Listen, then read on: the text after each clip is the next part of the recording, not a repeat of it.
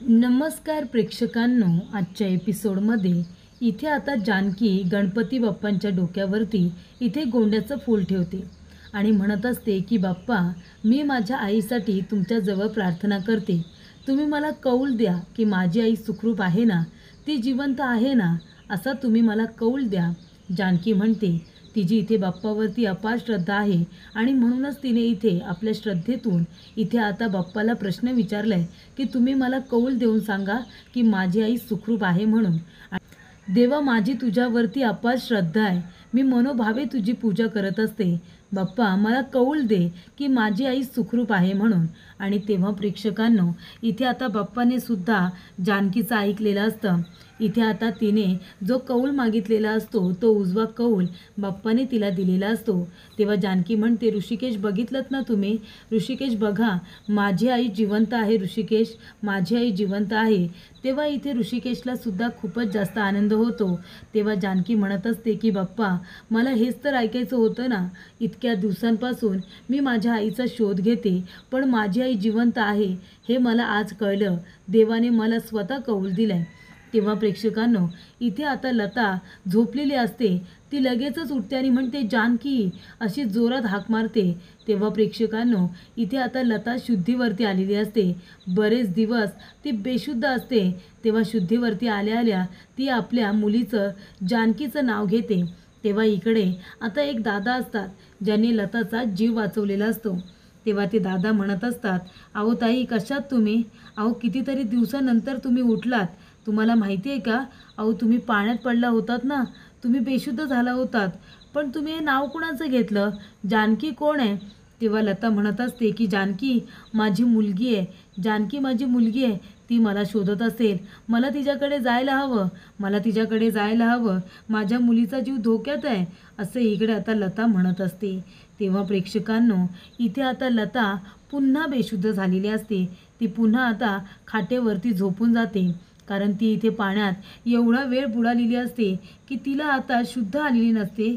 ती बेशुद्ध झालेली असते. पण थोड्या वेळासाठी का होईना, पण तिने डोळे उघडून सांगितलेलं असतं की ती आता ठीक आहे म्हणून. ती आता शुद्धीवरती आलेली आहे हे तिने त्या दादांना सांगितलेलं असतं. त्यानंतर प्रेक्षकांनो, इथे जानकी झोपलेली असते. तेव्हा तिला स्वप्न पडतं की तिची आई येते आणि तिच्या डोक्यावरून हात फिरवते. तेव्हा इथे जानकीला जाग येतो आणि ती म्हणते की आई तू? तेव्हा इथे लता म्हणते, हो बाळा, मी. तेव्हा ती म्हणते, आई तू जिवंत आहेस? आई तू सुखरूप आहेस का? तेव्हा लता म्हणते, हो बाळा, मी जिवंत आहे आणि मी सुखरूप आहे. तू नको काळजी करू. तू संकटात आहेस ना, म्हणून मी तुला इथे भेटायला आले. बाळा, कशी आहेस तू? तेव्हा इथे जानकी म्हणत असते, आई, अगं कुठे गेलीस तू गं मला सोडून? आता कुठे माझ्या आयुष्यामध्ये आलीस आणि लगेच मला सोडून निघून गेलीस? तुला माहिती आहे मी सगळीकडे तुझा किती शोध घेतला. मी तुला खूप मिस केलं आई, खूप मिस केलं. आता तू मला वचन दे, वचन दे तू मला की तू आता मला अनाथ करून कुठेही जाणार नाही. तू मला सोडून कुठेही जाणार नाही. तू माझ्याबरोबरच राहशील. आई, मला वचन दे. तेव्हा इथे तिची आई लता जानकीला वचन देते आणि म्हणते, हो बाळा, मी तुला वचन देते. मी तुला सोडून आता कुठेही जाणार नाही. अगदी कुठेच. मी नेहमी तुझ्याबरोबर राहीन. तेव्हा जानकी म्हणते, आई, अगं मला अनाथ करू नकोस गं. एकतर कितीतरी वर्षानंतर मला तू भेटलीस. माझी आई मला परत भेटली आणि तू जर पुन्हा मला सोडून गेलीस ना, तर मी तुझ्याशिवाय नाही गं जगू शकणार. कुठे कुठे नाही शोधलं तुला, सगळीकडे शोधलं, पण तुझा काही पत्ता सापडला नाही. अगं मुळशी अख्खी पिंजून काढली गं आई. कुठे होतीस तू? तू पुन्हा मला सोडून जाऊ नकोस आई. असं इकडे जानकी म्हणत असताना इथे आता ऋषिकेशला जाग आलेली असते. तेव्हा ऋषिकेश म्हणतो, जानकी, अगं काय झालं? काय आई आई म्हणतेस? तेव्हा जानकी म्हणते, ऋषिकेश, मला असं वाटतंय माझी आई इथे माझ्या स्वप्नात आली होती. हो ऋषिकेश, आई स्वप्नात आली होती. तिने माझ्या डोक्यावरून हात फिरवला आणि मला म्हणाली की मी आहे म्हणून आणि लवकरच ते आपल्याकडे येणार आहे. ऋषिकेश, माझी आई जिवंत आहे. ती सुखरूप आहे. तेव्हा इथे ऋषिकेश म्हणतो, जानकी, तुझ्या आईला काही होणार नाही आहे आणि लवकरच तुझी आई परत येणार आहे. पण तू आता शांतपणे झोप बरं. हे बघ, तू आराम कर. अजिबात आता जागरण करायचं नाही, नाहीतर त्याचा परिणाम तुझ्या तब्येतीवरती होईल. तेव्हा प्रेक्षकांनो, इथे आता जानकी पुन्हा शांतपणे झोपलेली असते. ऋषिकेश तिच्या डोक्यावरून हात फिरवत असतो. तेव्हा प्रेक्षकांनो, इथे आता दादा म्हणत असतात, अगं ताई, तुझ्यासाठी आहे ना डॉक्टरांना मी घरी बोलावलं होतं. हे औषध चांगलं आहे ना, या औषधाने तू लवकर बरी होशील. औषध खूप जालिम आहे. अगं आमचं गाव कसं खेडेगाव, ते इथे शहराच्या एकदम लांब पडतं. त्याच्यामुळे डॉक्टर वगैरे इथपर्यंत आता येऊ शकत नाही. पण मी डॉक्टरांना विनंती केली आणि तुझ्यासाठी त्यांना इथे मी बोलावलं. तेव्हा ते विनंतीला मान देऊन आले आणि तुला त्यांनी चेक केलं आणि औषधंसुद्धा दिली. नाहीतर शहरात तिकडं लांब जावं लागतं. त्याला खूप उशीर झाला असता ना, आणि म्हणूनच मी डॉक्टरांनाच इथे बोलावून घेतलं. आता तुला बरं वाटेल. पण ताई, अगं तू बेशुद्ध झाली होतीस, पाण्यामध्ये होतीस तू. माझी बहीण पाण्यामध्ये बुडून मला सोडून निघून गेली गं. तेव्हा मी माझ्या बहिणीला वाचू शकलो नाही. पण तू सुद्धा मला बहिणीसारखीच आहेस. मी एकदा माझ्या बहिणीला वाचू शकलो नाही ना, म्हणून देवाने दुसऱ्या बहिणीसाठी मला तिथे धाडलं आणि मग मी तुला पाण्यातून वाचवलं. तेव्हा ताई, तुला पोहायला येतं का? म्हणूनच तू पाण्यामध्ये जिवंत राहिलीस. तेव्हा लता म्हणते, हो मला पोहायला येतं दादा. म्हणूनच मुलीच्या आठवणीमध्ये तिला भेटण्याच्या व्याकुळतेने मी पाण्यामध्ये इथे जिवंत राहिले होते. स्वतःला वाचवण्याचा मी प्रयत्न केला होता दादा. तेव्हा इकडे दादा म्हणतात, म्हणूनच ताई तू जिवंत राहिलीस आणि योग्य वेळेवरती मी तिथे पोचलो आणि मी तुला तिथून बाहेर काढलं. पण ताई, तू पाण्यामध्ये कशी पडलीस गं? तेव्हा लता म्हणते, ती खूप मोठी स्टोरी आहे दादा. सगळी आता सांगत बसत नाही. फक्त तुला एवढी एक गोष्ट सांगू शकते की माझ्या मुलीचा जीव धोक्यात आहे. माझ्या मुलीचा जीव धोक्यात आहे आणि ज्या लोकांनी मला पाण्यात ढकलून मारण्याचा प्रयत्न केला ना, तेच लोक माझ्या जानकीला सुद्धा मारण्याचा प्रयत्न करतायत. तेव्हा इकडे दादा म्हणतात, हां तुमची मुलगी जानकी ना? लता म्हणते, तुम्हाला कसं माहिती? तेव्हा दादा म्हणतात, कारण तुम्ही पहिल्यांदा जेव्हा शुद्धीवरती आलात ना, तेव्हा सगळ्यात पहिलं नाव घेतलं ते तुमच्या जानकीचं घेतलं. तेव्हा मला कळलं की तीच तुमची मुलगी असू शकते. तेव्हा लता म्हणत असते की दादा, तुमचे खरंच खूप उपकार झाले की तुम्ही मला वाचवलंत. तेव्हा इकडे आता लवकरात लवकर मला माझ्या मुलीकडे जायचं आहे. ताई, तुमचं गाव कुठलं? कुठे आहे तुमची मुलगी? तेव्हा माझी मुलगी मुळशीमध्ये राहते असं सांगितलं जातं. तेव्हा दादा म्हणतात, अहो मुळशीमध्ये, तुम्हाला माहिती आहे का, आपण मुळशीच्या एका दुसऱ्या टोकाला आहोत. आपल्याला पूर्णपणे आता तिकडं तुम्हाला जावं लागणार आहे. काळजी करू नका. उद्या सकाळी इथे मुळशीला लागणारी बस येते आपल्या गावाच्या बाहेर. तिथे तुम्ही थांबा स्टँडवरती आणि त्या बसमध्ये बसून तुम्ही तुमच्या मुलीला भेटायला जाऊ शकता. मी बंदोबस्त करेन ना तुमच्या जाण्याचा, असे इकडे दादा म्हणतात.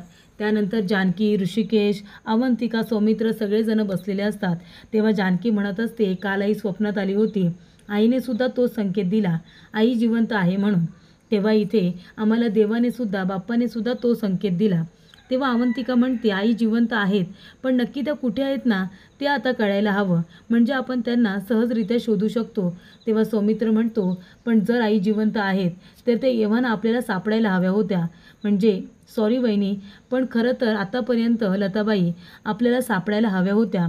तेव्हा इथे ऋषिकेश म्हणत असतो, नाही सौमी, तू अगदी बरोबर बोलतोयस, पण कधी कधी असं असतं ना की मनाचा कौल सगळ्यात महत्त्वाचा असतो आणि मनाचा कौल हाच आहे की लताई जिवंत आहेत. तेव्हा इथे आता ऐश्वर्या त्यांचं बोलणं चोरून ऐकत असते.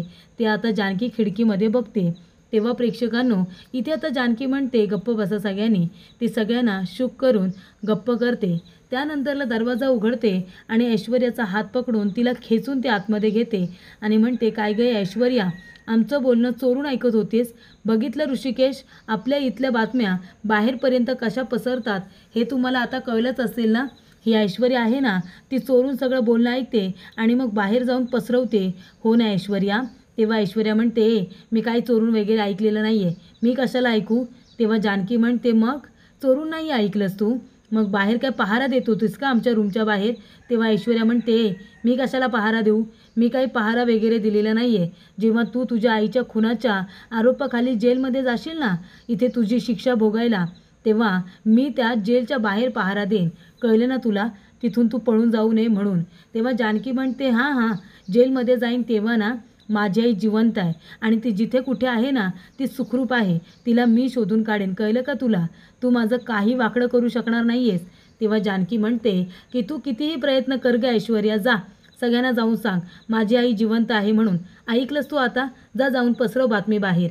तेव्हा ऐश्वर्या म्हणते, एक गोष्ट लक्षात ठेवा, मी काही केलेलं नाही आहे. जे काही केलेस ना तू केलेस.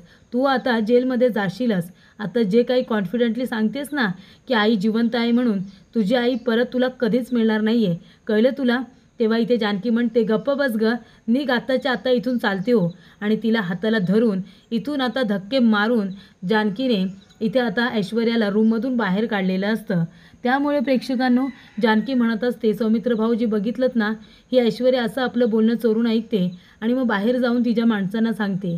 मला तर सगळ्यात जास्त भीती हीच आहे की माझ्या आईच्या जीवाला धोका आहे, पण सगळ्यात मोठा धोका ह्या ऐश्वर्यापासून आहे. माझी आई कुणाच्याही हाती लागू दे, पण ह्या ऐश्वर्याच्या आणि तिच्या माणसांच्या हाती लागता कामा नये. माझ्या आईच्या जीवाला धोका निर्माण होऊ शकतो. तेव्हा सौमित्र म्हणतो, वहिनी तू अजिबात काळजी करू नको, आपण सगळीकडे तुझ्या आईला शोधूया. तेव्हा इथे जानकी म्हणते की लवकरात लवकर आई सापडली पाहिजे. इथे ऐश्वर्या काहीतरी पाऊल उचलायच्या आधी माझी आणि माझ्या आईची भेट होऊ दे, असं जानकी म्हणत असते. तेव्हा इथे आता ऐश्वर्या तर गेलेली असते. अवंतिका म्हणत असते की हे बघा, तुम्हाला आता आईंना शोधून काढायचं आहे, पण तुम्हाला खूप जास्त अलर्ट राहावं लागणार आहे, कारण ऐश्वर्यासुद्धा गप्प बसणार नाही आहे. तिने आतापर्यंत तिची माणसं कामालाही लावली असतील. तेव्हा लता आईंना शोधत असताना तुम्हाला खूपच जास्त अलर्ट राहावं लागणार आहे, हे मात्र नक्की. तेव्हा प्रेक्षकांनो, इथे ऐश्वर्या आपल्या रूममध्ये येते आणि इथे आदळआफट करत असते. ती म्हणत असते, कशी हिंमत झाली या लोकांची, म्हणजे मला त्या जानकीने रूममधून खेचून बाहेर काढलं. त्या जानकीची हिंमत कशी झाली मला खेचून बाहेर काढायची. दिवसेंदिवस तिची हिंमत खूपच जास्त वाढत चालली. जानकी, सोडणार नाही मी तुला. जानकी म्हणते तसं तिची आई जर खरोखर जिवंत असेल ना, तर ती जानकीपर्यंत पोचली नाही पाहिजे. काहीतरी झालं ना तरीसुद्धा इथे आता जानकीची आणि लताची भेट होता कामा नये, असं ऐश्वर्या म्हणत असते.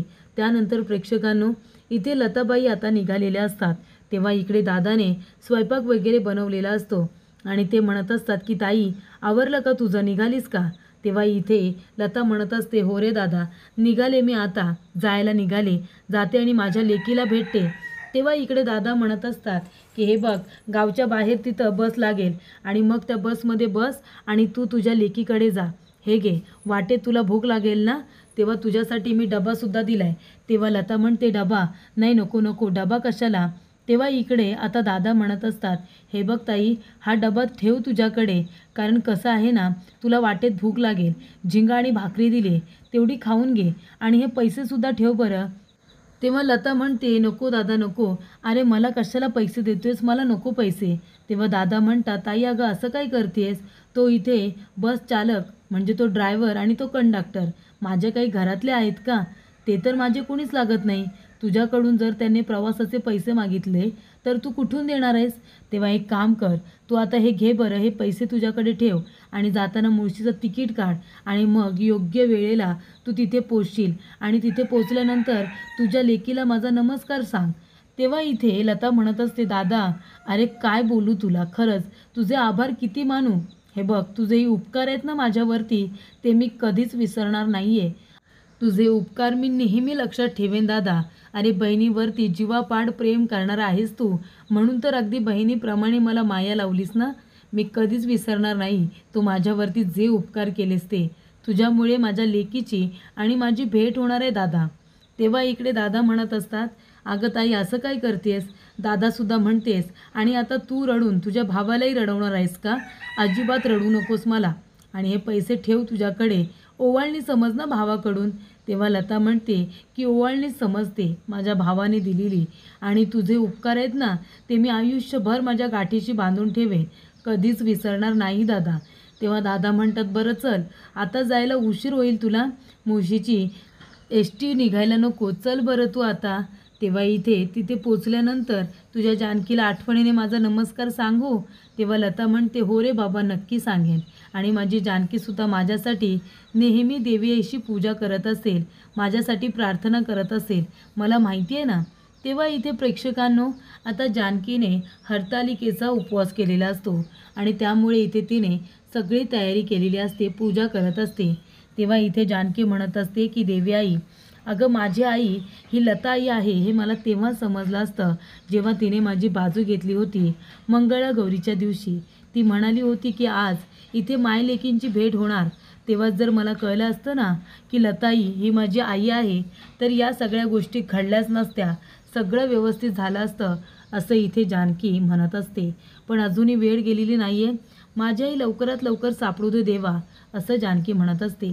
त्यानंतर प्रेक्षकांनो, इथे आता ऋषिकेश म्हणत असतो की इन्स्पेक्टर साहेब, जानकीच्या आईला पोहता येत होतं.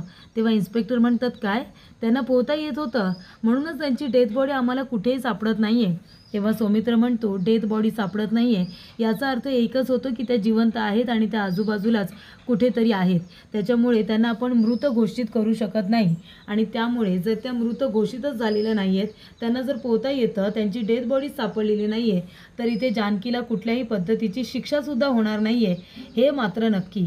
पण आता अलर्ट राहावं लागेल, कारण जर इथे जानकी वहिनींच्या आई जिवंत आहेत, तर मग ज्या लोकांनी त्यांना मारण्याचा प्रयत्न केला आहे ना, त्या लोकांची नजर त्यांच्यावरती असेल आणि कदाचित ते लोकंसुद्धा जानकी वहिनीच्या आईला मारू शकतात. तेव्हा अलर्ट व्हावं लागेल आणि लवकरात लवकर त्यांचा शोध हा सुरू केला जाईल. तेव्हा प्रेक्षकांनो, ऐश्वर्याने तिच्या गुंड लोकांना बोलावलेलं असतं आणि ती म्हणत असते की एक गोष्ट लक्षात ठेवा, हे बघा, ती लताबाई जानकीची आई जिवंत आहे आणि ती जानकी आपल्या आईला शोधण्यासाठी परिपूर्ण प्रयत्न करते. पोलीस लोकंसुद्धा कदाचित तिला मदत करत असतील. तेव्हा एक काम करायचं, सगळ्यात आधी तुम्ही दोघांनी अख्खं संपूर्ण मुळशी इथे पिंजून काढायचं आणि त्या म्हातारीला शोधून काढायची. काही जरी झालं ना, तरीसुद्धा त्या म्हातारीची आणि इथे तिच्या मुलीची जानकीची भेट होता कामा नये, असं ऐश्वर्या म्हणते. तेव्हा प्रेक्षकांनो, इथे आता ऋषिकेशच्या पाया जानकी पडत असते. तेव्हा ऋषिकेश म्हणतो, जानकी अगं काय करतेस हे? तेव्हा जानकी म्हणते, पाया पडते, तुमचा आशीर्वाद घेते. आज काय आहे माहिती आहे ना? लक्षात आहे की नाही, की विसरल्याचं नाटक करताय? तेव्हा इथे ऋषिकेश म्हणतो, आज काय असेल बरं, काय आहे जानकी? तेव्हा जानकी म्हणते, हो का, आता ओवीसारखे प्रश्न विचारणार आहात का? पण उत्तर देते, आज माझा हरतालिकेचा उपवास आहे, निर्जला उपवास तुमच्यासाठी धरलेला. तेव्हा इथे ऋषिकेश म्हणतो, अच्छा, हरतालिकेचा उपवास केलेस का तू, माझ्यासाठी केलेस? तेव्हा जानकी म्हणते, हो. तेव्हा ऋषिकेश म्हणतो, तेव्हा पार्वती मातेने केला होता, बरोबर ना? तेव्हा जानकी म्हणते, हो. तेव्हा पार्वती मातेने त्यांच्या महादेवांसाठी केला होता आणि मग त्यांच्या आयुष्यामध्ये महादेव आले होते. तसा मी सुद्धा हा व्रत केला होता, म्हणून माझ्या आयुष्यामध्ये तुम्हीसुद्धा आलात आणि तुम्हीसुद्धा अगदी देवासारखे आहात. बायकोवरती इतके प्रेम करणारे, तिच्यावरती विश्वास ठेवणारे, तिच्यासाठी वाटेल ते करणारे, तुमच्यासारखा मला देवासारखा नवरा भेटला. तेव्हा ऋषिकेश म्हणतो, हो का? मग जानकी, आता तू जर हा उपवास केला आहेस, तर मग मी पण तुझ्यासाठी उपवास केला आहे, पण मी पण तुझ्या पाया पडणार आहे. तेव्हा जानकी म्हणते, ऋषिकेश, अहो तुम्ही कुठे पाया पडते माझ्या? नवऱ्याने बायकोच्या पाया नसतं पडायचं. तेव्हा ऋषिकेश म्हणतो, कुणी सांगितलं तुला? म्हणजे बायको नवऱ्याच्या पाया पडू शकते, पण इथे ऋषिकेश म्हणतो की नवरा बायकोच्या पाया नाही का पडू शकत? तेव्हा जानकी म्हणते, नाही, तुम्ही उपवास करताना माझ्यासाठी, तीच माझ्यासाठी खूप मोठी गोष्ट आहे. तेव्हा ऋषिकेश म्हणतो, जानकी, तू सुद्धा माझ्या पाया नाही पडायचं, कारण तुझी जागा माझ्या पायात नाही आहे, तुझी जागा माझ्या हृदयात आहे. तेव्हा इथे जानकीसुद्धा आता त्याला मिठी मारते. तेव्हा जानकी म्हणते, ऋषिकेश, मग तुम्ही दरवर्षी माझ्यासाठी आता हरतालिकेचा व्रत का करता? तेव्हा इथे ऋषिकेश म्हणतो, अच्छा, म्हणजे आता ओवीसारखे प्रश्न कोण विचारते सांग बरं तुम्हाला? तेव्हा इथे जानकी हसायला लागते. तेव्हा प्रेक्षकांनो, इथे आता जानकी म्हणत असते, ऋषिकेश, सगळं काही ठीक आहे, पण आईची आठवण मनातून अजूनसुद्धा जात नाही आहे हो. तेव्हा ऋषिकेश म्हणतो, जानकी नको काळजी करू, देवी आई तुझी आणि तुझ्या आईची भेट नक्की घडवून देईल. तेव्हा इथे आता धावत पळत लता आलेली असते. लता येते आणि म्हणते की चला, आता पोहोचले मी, जाऊन माझ्या जानकीला भेटते आणि तिला सगळं सत्य सांगते. तेव्हा प्रेक्षकांनो, इथे आता जानकी म्हणत असते की काहीही झालं ना, तरीसुद्धा माझी आई मला सापडली पाहिजे, मी माझ्या आईशिवाय नाही राहू शकत. तेव्हा इथे लता म्हणत असते की जाते, माझ्या जानकीला भेटते आणि सगळं सत्य सांगते. त्या ऐश्वर्याने मला बघितलं नाही पाहिजे, त्या ऐश्वर्याची नजर माझ्यावरती पडण्याच्या आधीच मला इथून गायब झालं पाहिजे. तेव्हा इथे आता लता धावत पळत आपल्या लेकीला जानकीला सांगायला आलेली असते सत्य. तेव्हा इथे आता लता जात असताना ऐश्वर्या गाडी घेऊन आता तिच्या पाठोपाठ आलेली असते. तेव्हा इथे मागे वळून लता जेव्हा बघते तर कोण? तिथे ऐश्वर्या असते. ऐश्वर्या म्हणत असते, लताबाई, याचा अर्थ माझा संशय खरा ठरला, लताबाई जिवंत आहे. तेव्हा इथे ऐश्वर्या आता गाडीतून बाहेर पडत असताना इथे लता आता घाबरते आणि ती लगेचच तिथून पळ काढते. इथे आता सीट बेल्ट अडकलेला असतो, तो निघतच नसतो. तेव्हा इथे ऐश्वर्या तो सीट बेल्ट काढेपर्यंत इथून आता लता घाईघाईने पळालेली असते. ऐश्वर्या म्हणत असते, लताबाई थांब थांब, लताबाई जाऊ नकोस. पण लता तरी काही ऐकते का? लता हळूहळू लगेचच तिथून पळ काढते आणि स्वतःचा ऐश्वर्यापासून जीव वाचवते. लता लगेच तिथून पळून जाते. तेव्हा इथे ऐश्वर्या तिच्या मागोमाग येणार. तिथे आलेली असते सुमित्रा. सुमित्रा म्हणते, ऐश्वर्या अगं कुठे जातेस तू? कुठे गेली होतीस तू ऐश्वर्या? तेव्हा इथे लताला आता पळून जाईपर्यंत ऐश्वर्या बघत असते, कारण ती आता जाऊ शकत नसते, कारण का मागून सुमित्राने तिला आवाज दिलेला असतो. तेव्हा ऐश्वर्या बघा कशी आता लताकडे बघत उभी आहे आणि तेवढ्यातच तिथे सुमित्रा तरी म्हणते, काय गं ऐश्वर्या कुठे गेली होतीस तू? आणि तिकडे काय बघतेस? तिकडे कुणी आहे का? कुणी तुला भेटायला आलं होतं का? पत्ता विचारत होतं का कोणी? तेव्हा इथे आता ऐश्वर्या म्हणत असते, नाही नाही आई, कोणीच नाही आहे तिकडे, अशीच बघत होते मी, बाकी काही नाही. तेव्हा इथे सुमित्रा म्हणते, हो का? अगं मग काय झालं, एवढी का घाबरली आहेस तू? सगळं काही ठीक आहे ना? हे बघ थकले असशील तर चल बरं, तू तुझ्या रूममध्ये जाऊन आराम कर बरं, चल. तर प्रेक्षकांनो इथे ऐश्वर्या म्हणते, नाही नको आई, मी ठीक आहे आता, एकदम ठीक आहे. तर पुढील भागामध्ये इथे आता जानकी आणि लता यांची भेट होऊ नये यासाठी ऐश्वर्या परिपूर्ण प्रयत्न करत असते. इथे ऐश्वर्याने तिच्या गुंड माणसांना फोन केलेला असतो आणि ती म्हणते की माझा संशय खरा ठरला आहे, लता जिवंत आहे आणि मुळशीमध्ये परत आले आहे. मी काय सांगते ते नीट ऐका, अख्खी मुळशी पिंजून काढा आणि त्या लताला शोधूनच काढा आणि तिचं काय करायचं आहे हे तुम्हाला नव्याने सांगायची गरज नाही आहे. आणि काही जरी झालं ना, अगदी काहीही, तरीसुद्धा लता मेली पाहिजे. तिची आणि जानकीची भेट कधीच होता कामा नये, कारण या सगळ्या प्रकरणामध्ये जर तिला अडकवायचं असेल तर लताने मरणं गरजेचं आहे. तर प्रेक्षकांनो इथे आता सगळेजण मंदिरामध्ये आलेले असतात आरतीसाठी आणि तेव्हा इथे सगळेजण आता आरती म्हणत असतात, चांगला इथे जयघोष करत असतात. तेव्हा त्या ठिकाणी अवंतिका, ऐश्वर्या, जानकी, ऋषिकेश, सौमित्र, सगळेजण, सुमित्रा वगैरे, नाना, ओवी सगळेजण आलेले असतात आणि इथे पूजा करत असतात मंदिरामध्ये.